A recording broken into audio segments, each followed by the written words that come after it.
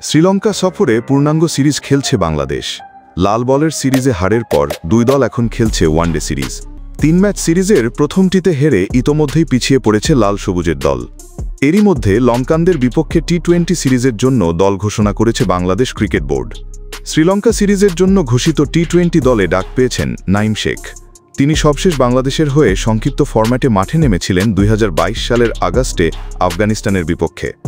একই সঙ্গে 1 বছর পর দলে ডাক পেয়েছেন সাইফুদ্দিন।